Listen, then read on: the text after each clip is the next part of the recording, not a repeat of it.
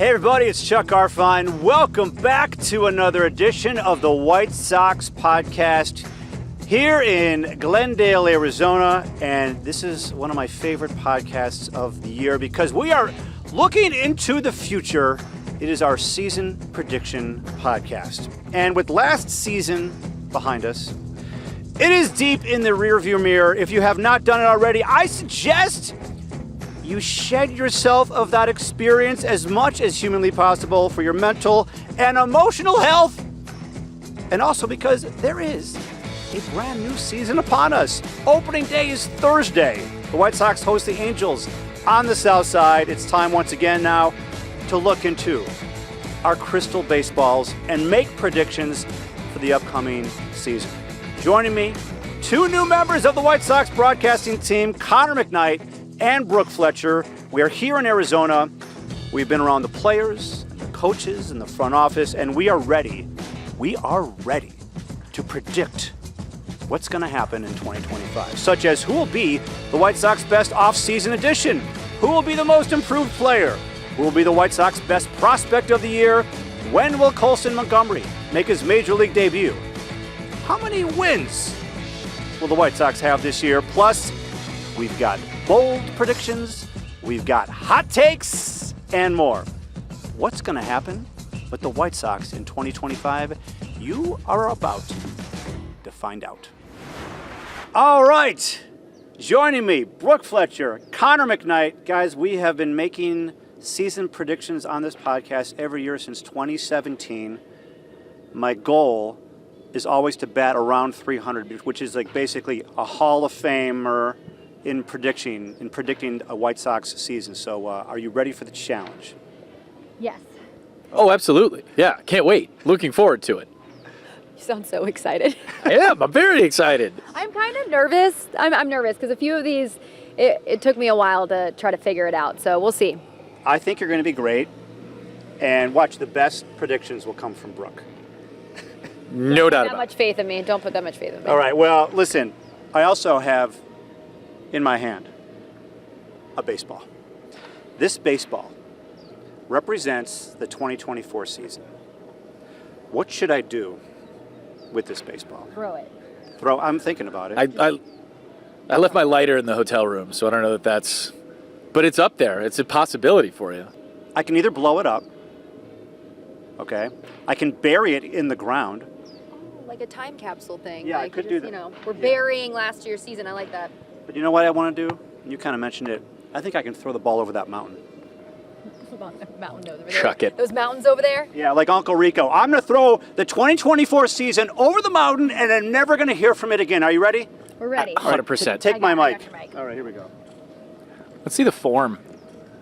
Oh, and a crow hop. Oh, there it goes. I lost it almost immediately. 2024. Get out of here. It was a seed, Chuck. I've had enough of 2024. It is gone. It's in Mexico. I needed that. You Mexico's showed that that way. ball. I think that's Colorado. Doesn't matter.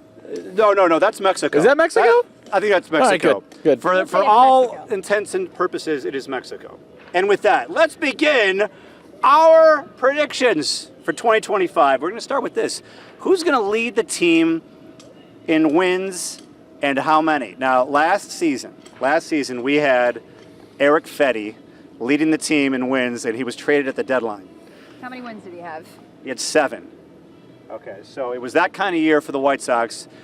Brooke, let's start with you. Who do you have leading the White Sox in wins? This is what was tripping me up, was how many wins. But I like what I'm seeing from 𝗪𝗏. We got a little glimpse of what he could do last season, had a cup of coffee, but strong outings, and he's trying to build off that momentum. You talk to 𝗵𝗫ce 𝗍𝗪, you talk to Ethan Katz, they like what they're seeing from him, and I think that he is going to lead the team in wins. Now, how many wins? Well, that depends on if the supporting cast can help this guy out.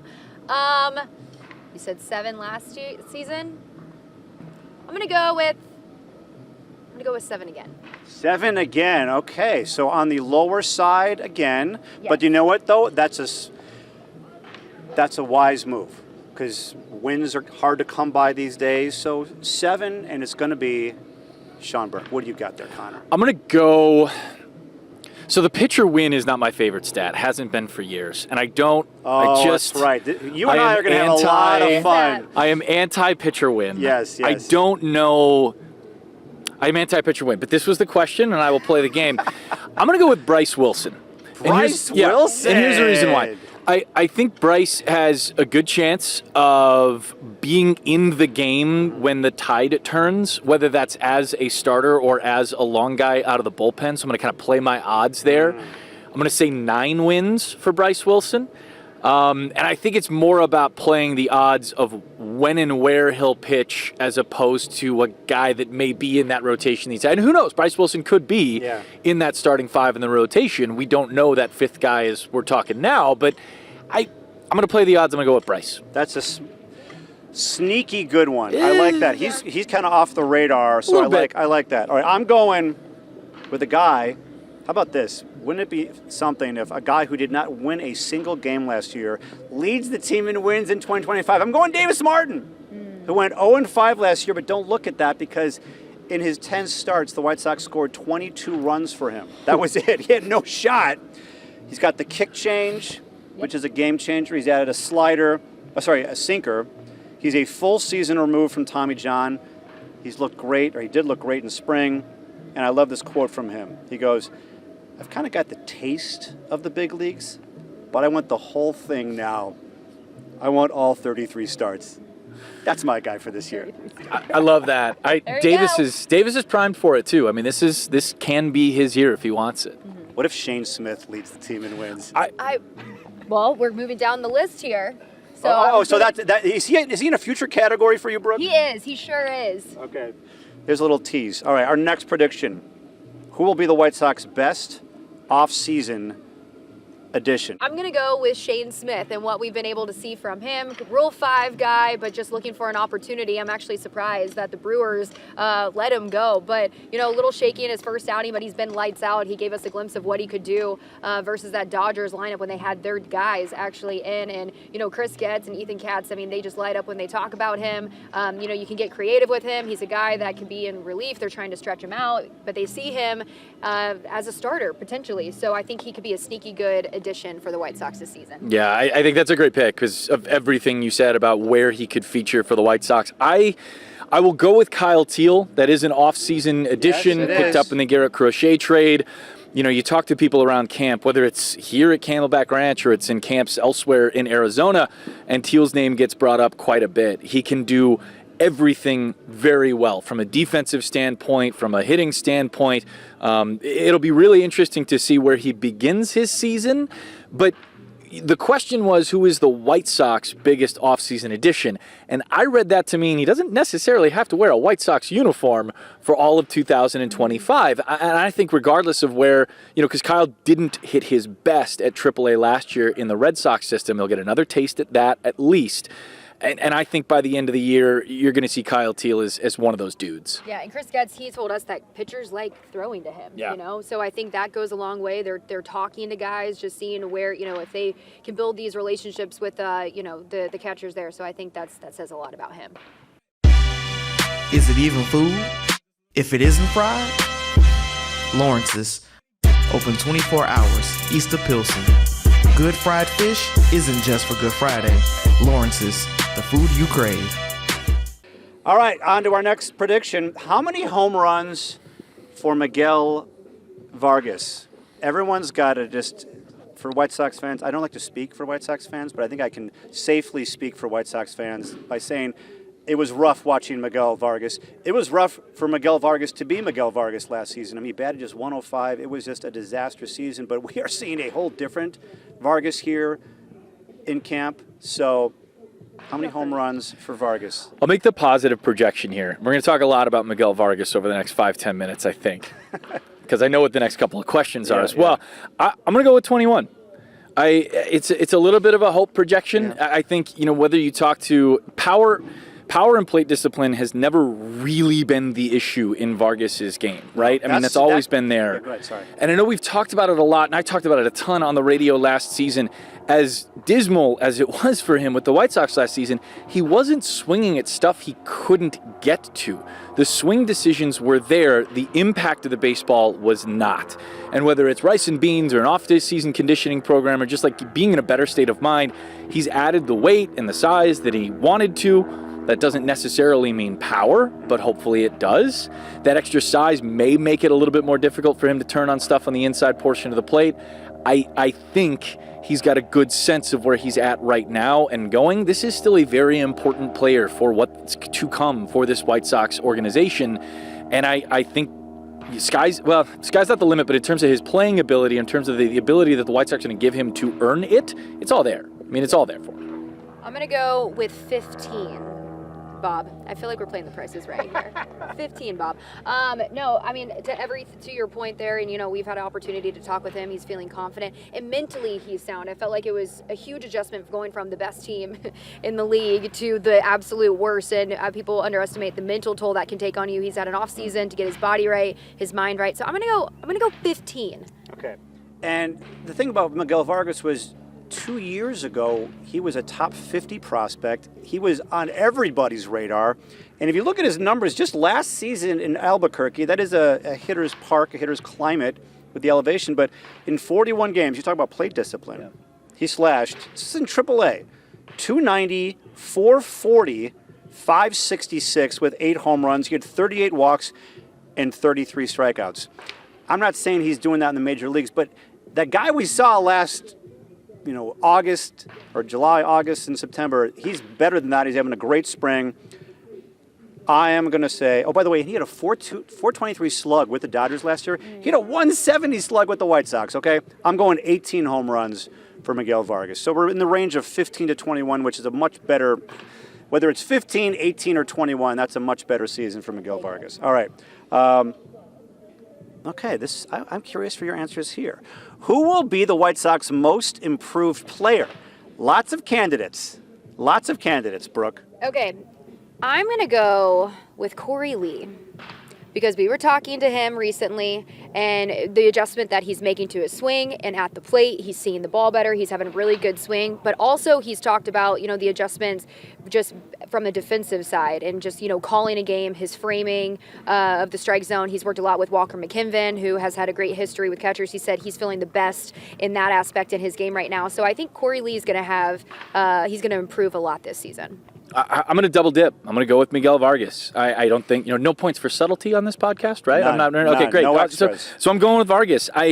Listen, if it's a pure, how much did you improve and wins above replacement kind of thing, there's a lot of area for Miguel to get better. So I think that's a good prediction there. Yeah.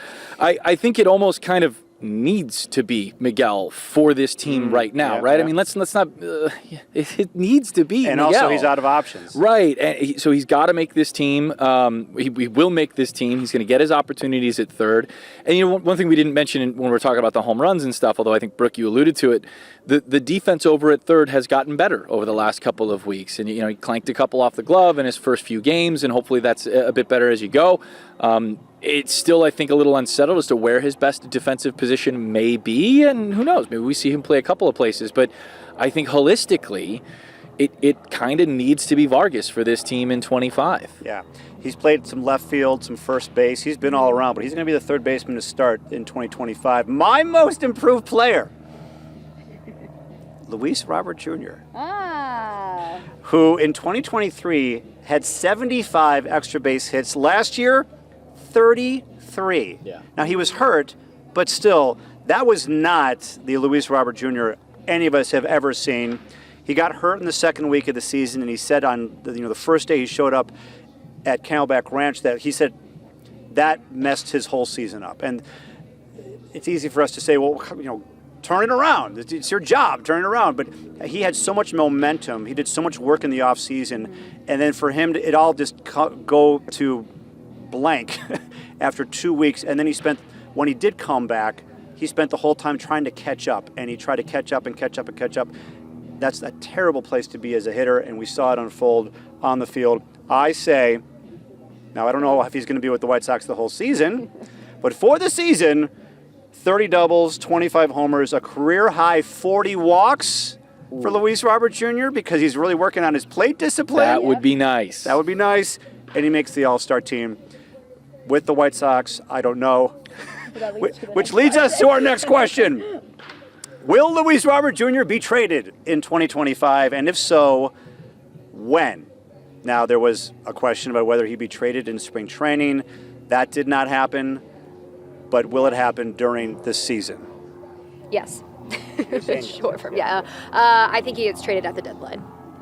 I think everybody's been talking about it. I think, he's crushing the ball. You're just talking about it. He is the best he's looked in a really long time. And I think, it's unfortunate because, where the White Sox are and there's high expectations for him and, being a part of this team. But I think, we're looking, given where the White Sox are, we need to trade him. Yeah, I'd agree, and I think it's a trade that could happen even before the deadline, like 𝗻𝗺cie 𝗰𝗶𝗹 just a little while ago, somebody that moved because the fit wasn't there, the team hadn't gone the way that it wanted to, and there's clear value in that player. Obviously, 𝗰𝗶𝗹 and Robert aren't great comps in that Robert plays very good center field defense, and 𝗰𝗶𝗹 may or may not have a position that he's great at, but I think because Robert offers a team that floor of solid, if not stellar defense in center, it's kind of a no-brainer move. When you hear talk like you have all spring about the viability of a trade like this, you know that the team that has control of the player and the teams that want the player are already in dialogue. So yeah, I would imagine it happens and could happen very quickly. Could happen very quickly. You have a date. We need a date. Oh, a date. Well, you said July 31st. Yeah, you said July 31st. Let me check the old calendar here. I'm going to do this twice probably. I'm going to say, let's see, May 13, team goes to Cincinnati. Wouldn't that be interesting? Oh, that's interesting. No, I would wait till after that series.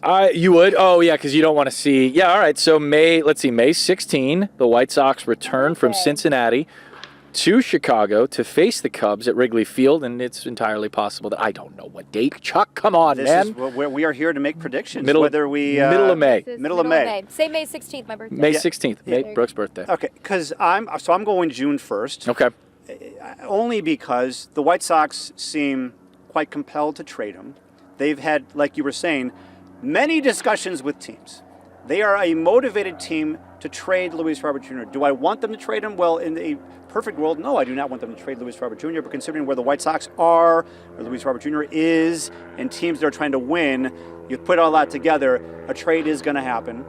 And if you're the White Sox, you do not want to risk him getting hurt or whatever it might be. This is a very, very valuable trade chip. So I think if he gets off to a good start, and I expect him to, and then teams are like, things happen with other teams, and all of a sudden it's June 1st, and someone's going to be like, you know what, I'll take Luis Robert Jr., let's make the trade now, and the White Sox will be motivated to do it. What if the White Sox are playing better than people had expected? They still have to trade him. That's a great question, if they play better than expected, but this is not about this year. And they're going to end up trading guys at the deadline anyway, and theoretically, their performance could go south in the second half when you're trading some of your best players for prospects. Mm-hmm. So you got to look at the big picture, but I hear what you're saying on that one. All right.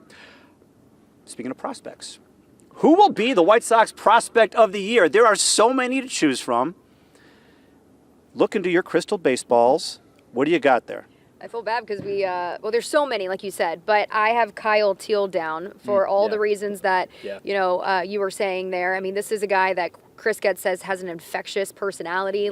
We've gotten to know him. I mean, he's like an onion. You just pull back the layers, and it's a guy that you want to be around. But when you're talking about camaraderie in a clubhouse, he brings that energy, and, especially from a guy in his position, but he can walk the walk, he can talk the talk too.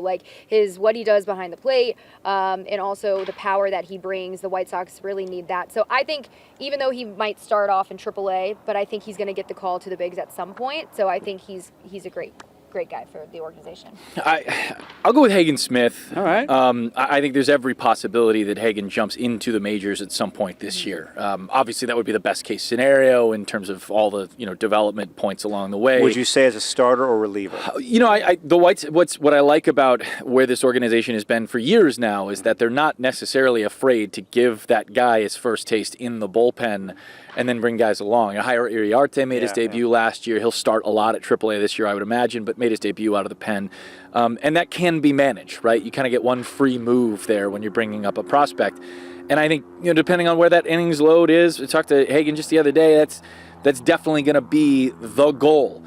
And if you have, let's call it, I don't know, I'm just making up a number, but like 30 innings left in the tank that you'd like to see developmentally, why not? That's a month of a couple outings and getting up and down a few times. I'd love to see it.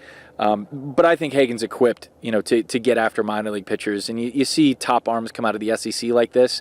And whether he ships off to high A or double A to start the year, he's better than the hitters at that level. I mean, he just is at this point. Quick ascension. Yeah, I really do. So I first had Grant Taylor. That's a good one. Then I had Noah Schultz. Then I had Kyle Teel. Then I added 𝗵𝗂, who I'm obsessed with. In a baseball way. I don't have a crush. And then No, I'm cool. I said it. I'm like, wait, did I just say that? And then William Bergolla, who I'm a big fan of. But then I settled on Hagen-Smith. Sure. Ethan Katz says he reminds him of Carlos Rodon. And, Ethan isn't a guy who just throws around compliments and, hyperbole like that. I mean, he thinks that highly of him. His spring debut, this is what also I like about Hagen-Smith, is if you go under the hood, his spring debut, he threw 2 scoreless innings, 4 strikeouts, 3 walks, picked off a runner, and he was pissed about his outing afterwards. I'm like, so he's got the ASS. They call that There you in go. baseball. That's a baseball phrase. That's a baseball phrase. Like, you want guys who get the ASS, from time to time. Well, and How going, would you just, go ahead. Going back to that outing, too, you got to remember I think it was a bleeder to the right side, or maybe he gave up a hard hit single to start off, and then he hit the batter who was squaring up to bunt, and then he gets Ethan Salas, right? Yeah. One of the top prospects in all of baseball. He's 18, 19 years old and has played way over his level, and he fans Ethan Salas with runners on, and you watched him. I think what is really impressive to watch a guy, and 𝗵𝗂 𝗟𝗶 would do, not to comp the two guys, but 𝗵𝗂 𝗟𝗶 would do this. When you get angry, can you pitch angry? Yeah. Can you not back foot that slider into somebody's back foot? Can you pitch angry and still hold on to your stuff? And he did in that moment, because you could tell he had the ASS. He had it.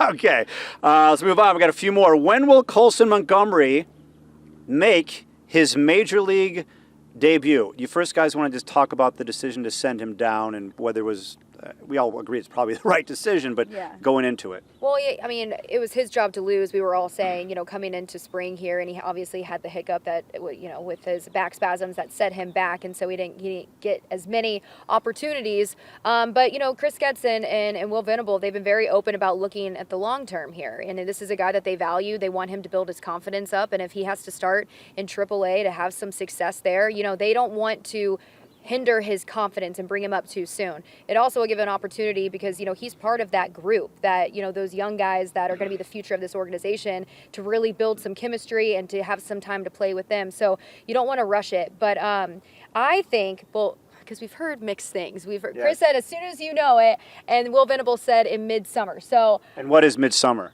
That's what, that's June? But July? I think May. I think May we will see Colson Montgomery in the bigs. As to the decision to send him down, a good friend of mine would say this a lot, worked in Chicago radio for a long time. Watch what front offices do, not necessarily what they say, right? And the entire, winter had been, and I agree with you, Brooke, shaping up to look like this was Coulson Montgomery's job to start at shortstop on the south side when the season opens on the 27th of March. But they did not add a veteran shortstop to speak of that could hold that spot, to be that insulation for him. So that's an action there that showed you that Montgomery could have that job. And yet, they want to make sure the development goes properly for these guys. They've been aggressive with some, and they've been protective is probably the wrong word, but I'll use it. Yeah, sure. With others, and I think that speaks to the individual approach that this front office is trying to give to each of these prospects, knowing that this is a fairly delicate spot along the way of this rebuild. And this is a player who could be at cornerstone, at shortstop for a very long time. Yeah, I mean, did you have a So date? Oh, yeah. No, this one I actually know. Right. This is, it's June 23rd. The White Sox have the Cardinals at home, middle of the month. Then they go to Toronto. You do not go to Toronto and make a guy do his call-up with the visa and the customs and all of that. Stress It's him out. nonsense. You don't It's pure nonsense. So they come back home. They get the Diamondbacks on the 23rd. Off day on the 26th, so he gets the off day at home in Chicago, find an apartment, figure out who you're shacking up with, all that kind of stuff. You get a teammate to hang out.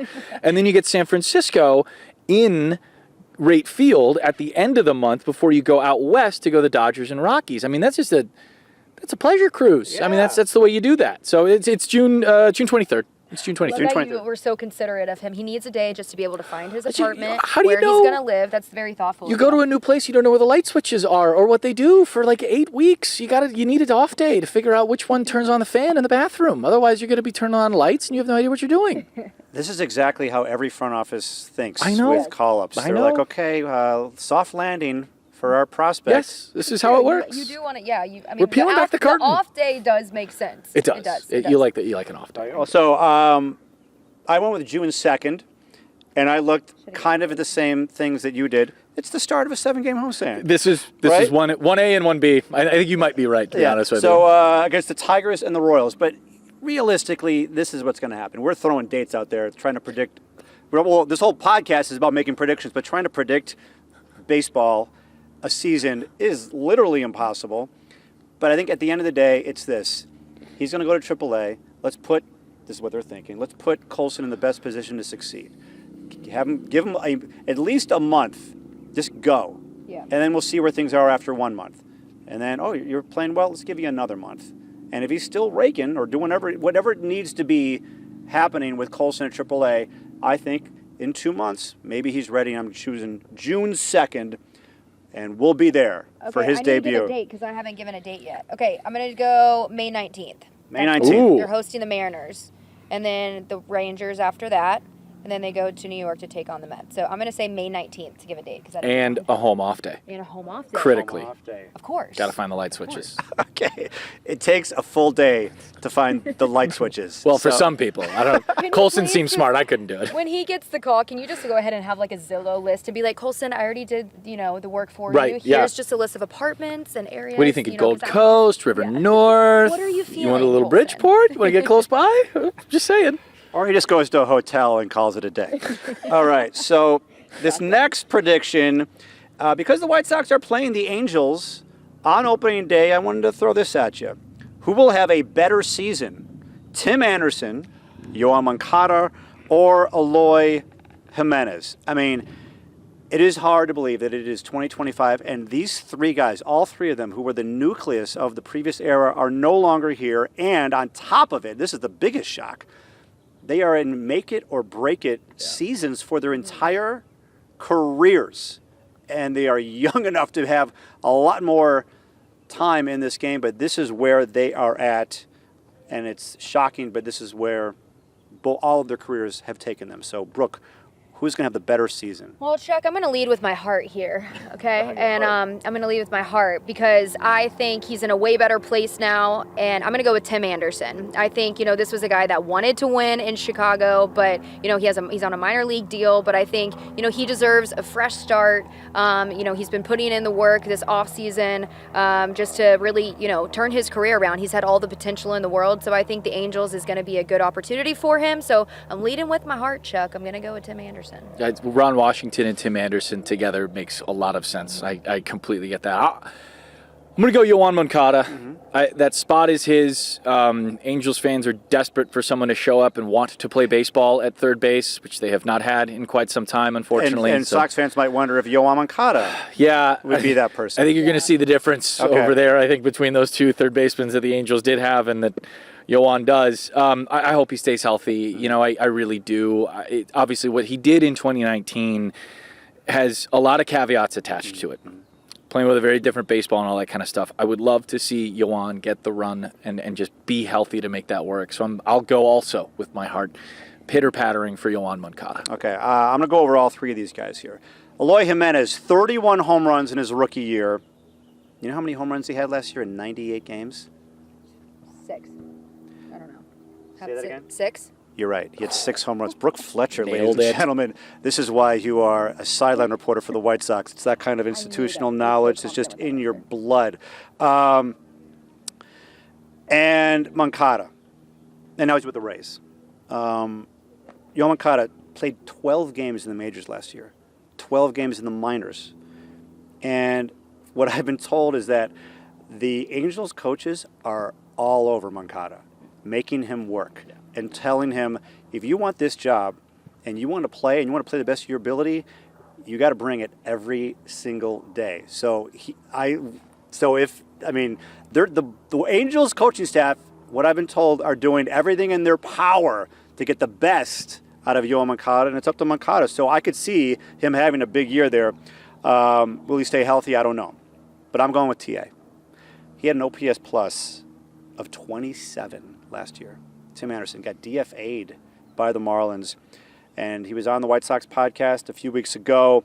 He's in a much better headspace. Ron Washington is a match made in heaven for him offensively and defensively. He's playing second base, shortstop. He was in a couple of spring training games playing center field. Tim is just like, I'm in. Whatever you want me to do, I'll do it. That 300 hitter, in my opinion, is still in there. I had forgotten this. He batted 300 4 times in his career. Yeah. 2019, Yeah. 2020, 2021, Yeah. and 2022. Got the talent. He just lost it. For his personal life, and it affected his professional life. So I'm going TA to have the best season of the 3. We are down to our final 3 predictions. How's it going so far for you, Brooke? It's going pretty good, I think. What about you guys? I crushed it. I've crushed it so far. Everything I've said is going to come It's to all pass. right. Yeah, you guys have nailed it. I'll Because do this no at the idea. end of the season, and I'll Yeah, let you right. know. Yeah. We don't have to listen to this again, do we? Right? No. Like we don't. Can we burn the evidence? We listen Can we back to burn- this. Well, this is what happens. Every September, I listen back to this podcast, and I see how right and wrong we are. What's your record? Yeah, so, but I've already come from the future.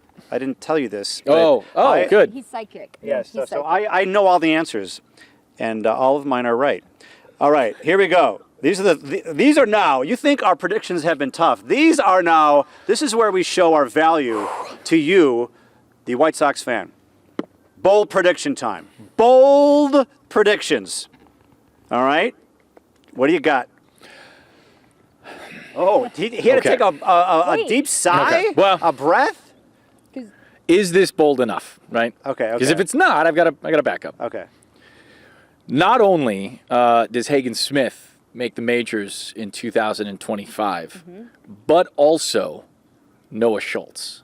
That's a good bold prediction. Okay. All right. Good enough. take Good that. enough. That was I mean, like Because my- I think, like, listen, if you're sitting there listening to the podcast and going, Connor, that's so lame. The top prospects in the White Sox system, of course, they make the majors this year. I think the boldness here is on the front office's part, right? I think this is where that comes in, because you could very easily just shut guys down at different points during the season. You could be very careful. There's all sorts of reasons to do it, not just with Schultz, given the workload that he has or hasn't had, even dating back to high school. You could do it with Smith as well. And yet, I think the talent is so clearly there.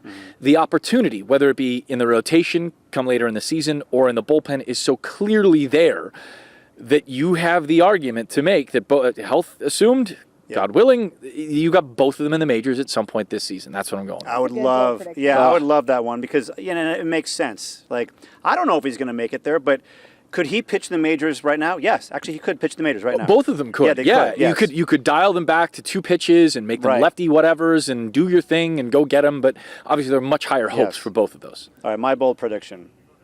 I don't know where this came from, so but cute. here we go. This is kind of going to be a wah-wah, or it's going to be, what the blank? I cannot believe Chuck just predicted this. All right? Here we go. Now, this was 2020, and I predicted this. You'd be like, that is a wah-wah. The White Sox on May the 1st will not be in last place. What do you think? May Is that 1st. bold? I mean, that's giving. I mean, after Hot what has start? happened the last What's two their schedule? seasons, What's their schedule? their schedule is a very cold weather It's schedule. so cold. It's cold. So cold. Detroit and Cleveland and Boston and Minnesota, Sacramento, which is a That's the minor only league stadium. Sacramento is the only warm weather city that we play in. But there's no hot water in the hot stadium, start. so that's a problem Hot too. start for the White Sox. I'm just saying it'll be a better start than what you're expecting because we are turning the page. We're going from a season that was the worst in baseball history, and they're not going to be in last place after after April with 4 teams that could all make the playoffs. And you've got a divisional schedule up to that point. 3-6 with Minnesota, 3 with Cleveland, 3 with Detroit. That's their record last year in the AL Central was terrible. Dismal. It's just awful. 3-24 to start the year. Yeah. Right? So what I'm doing now. Some of you might be thinking, Chuck, you're not drinking White Sox Kool-Aid. You're chugging it. You're wasted. You've just had a whole keg of White Sox Kool-Aid. But I'm like Brooke, and I'm not saying you're not like this. I always am glass half full, and when I'm at spring training, I always think about the possibilities and the vibe and the energy and what could the best case scenario coming out of spring training. So that is what I'm looking at. They take and you could be looking at the spring training record and be like, "Oh, this team sucks. Look at the record." There's so much that goes into a spring training game. You can't look at record all the time. Right. So I'm saying they will get off to a better start than you think, and they will not be in last place. They could have a losing record. They probably will. Yeah. But they're not going to be in last. There you go. All right. 2 left. Hot takes, which can also be bold predictions. But Brooke came up with this idea, so and I like it. Saying it's hard. Because Brooke's good at hot takes. So let's add hot takes into the equation. Are you ready for a hot take, or should we go Gordon first? Or Gordon, should we go Connor first? I can call it. First. I can call it. All right. Okay, here it is. The White Sox have the 6th ranked minor league system right now, according to MLB Pipeline. You go to other places. I like to use MLB Pipeline because it's whatever that kind of thing. I mean, others are great too. I think they'll be top 3 by the end of the season. Top 3. And I think there's a couple of different ways you get there. I think, obviously, you're going to have some of the Red Sox prospects like Roman Anthony graduate off the list. I'm not going to, listen, that's on the table. Yeah. I think the White Sox will add a prospect or 2 through a handful of trades. That's going to bolster things. But I think the big thing, and this is a kid we haven't talked about yet, I think Braden Montgomery in his first full professional year, off the injury from the College World Series that busted up the ankle, you're going to see power, you're going to see defensive versatility from him. I think he was a big reason that trade became, can we do it, to yes, let's go. I think that helps that system in a very big way because what it doesn't have right now is a ton of slugging percentage. It doesn't, or projected slug. And Montgomery's a guy that can add that, and I think being able to put that into the system, or prove that, I guess, in the system, makes it take a huge jump. And believe me, going from 6 to 3, given where the state of minor leagues are, that is a very big jump. That's true. All right, you ready, Brooke? Yeah. Well, and kind of going off you and just being a glass half full, I think the White Sox are going to have over 65 wins this year. So so how many losses is that? I got to put that in my head. That's 97. I was told there would be no math. Yeah, I know. It was during the debate.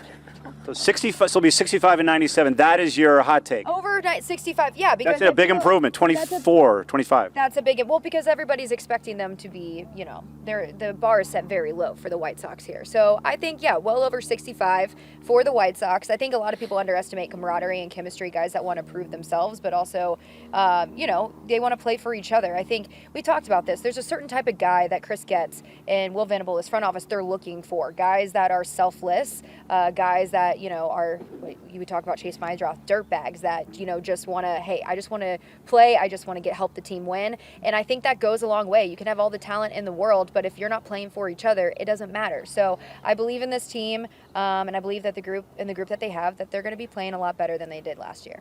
Like it. All right, my hot take for 2025, the White Sox will be one of the surprise teams in 2025. Now, when I say surprise teams, what do you mean by that? I'm not saying they're making the playoffs. Sure. I'm not saying they are going to have a winning record, but considering all the bad publicity that this team got last year, and everyone just counting them out and saying they're going to be bad again, and they're going to be the worst team in baseball, I'm looking at their clubhouse right now, or looking at the facility, and they have something to prove. Yeah. Not just about what happened last year, but you got guys on top of guys on top of guys who are here on one-year deals, playing for their careers. There is a chemistry developing there. You got young guys who are hungry and gamers, and you might be like, okay, fine. Is there any talent? Well, we saw what talent can do. The White Sox had a very talented team in 2023, and they lost 100 games. That was a very talented team. You play like these guys want to play on a day-to-day basis, you will improve much more than what happened last year. So that is my hot take. They will be a surprise team, and they're going to have a big increase in wins, which is our next and final category. How many wins for the White Sox? They went 41 and 121. I still can't believe I am saying that. I thought we threw that baseball over the mountains, Chuck. Yeah, the baseball was thrown. It's gone. Can't even see it anymore. You can't even see it. It's literally speaking a whole other language. It's in Mexico. By the way, if you want to make a bet right now, I'm not suggesting that you do it. I just am saying this for perspective. If you want to make a bet on the White Sox to win the division, do you know what their odds are right now? What is it? 250 to 1. If you put $5, and again, I'm not suggesting you do this. Do it. If you want to spend $5 on the White Sox to win the division, and they win the division, that $5 bet will pay $1,255. Chuck will spot you the 5. Chuck will not spot you Chuck the 5. will spot all of you the 5. No, he told me no, he before won't. the show. No, maybe 5 cents. If you can bet 5 cents, I'll spot you 5 cents. So, that being said, how many wins will the White Sox have? Well, you already kind of said it there, Brooke. I said over 65, so I'm going to go 70, Bob. 70. Ooh. I'm Bob Barker, and she's a contestant on The Price is Right. Final. Wait. No, you got 2 game shows. That's final answer. That's Who Wants to Be a Millionaire. Yeah, sorry. 70. I'd like to spin the wheel again. Yeah. I'm going to stay. Bob. I'm going to stay. Okay. No whammies. Wait. No whammies. So 70 and 92. Now that would definitely fit with my hot take that they'll be one of the surprise teams of the season. All right, I like it. All right, what do you got there? How many? Okay, I have combined. It's 63 wins. Okay. However, I think they're over 500 for the final 2 months of the year. Wow, that's what you want to see. I think because I think this talent in the system in the high minors is there, whether it's 𝗵𝗄 or Teal. I've already given you the hot take that Schultz and Smith, pitch in the major leagues this year, and I suppose they wouldn't have to carry a lot of weight in those final 2 months to debut, but getting them there would be a big thing. I think that development over time is also a project for the White Sox in 2025, and regardless of the machinations that get them there starting August 1, I think this team will look quite different, and I'm going to call them over 500 for the final 2 months. Ladies and gentlemen, that's not just a prediction. That is the hottest take. I got a little wild there, didn't I? That is the hottest take. Coffee's working. If they are over 500 for the last 2 months of the season, that's a scorching hot take. Yeah, it would be. It would be. And I'd love to see it. But I'll take the optimism. Yeah. It's optimism. Do I see a path for that to happen? Sure. Sure. Why not? Especially here in March where anything can happen. All right. I've jotted this down. I might have said some of this stuff on the podcast already, but I'm just going to put everything in perspective, or at least some of this in perspective last season. How does a team lose 121 games? Well, why don't you lose your 3 best hitters in the first 2 weeks of the season? Just start with that, okay? Yep. Yoel Moncada, Luis Robert Jr., Eloy Jimenez, and they never recovered. They combined for the season for 41 RBIs. Your 3 best hitters get 41 RBIs, you're going to have a disastrous season. You know how many RBIs Yoel Moncada had last season for the White Sox? How many? None. I mean, that's what we're talking about here. Not only begins to scratch the surface. Despite having those 3 guys go down, they lost 56 games when holding a lead, 23 games when leading after 6. When you're leading after 6, you got a really good chance of winning. And they lost 23 times.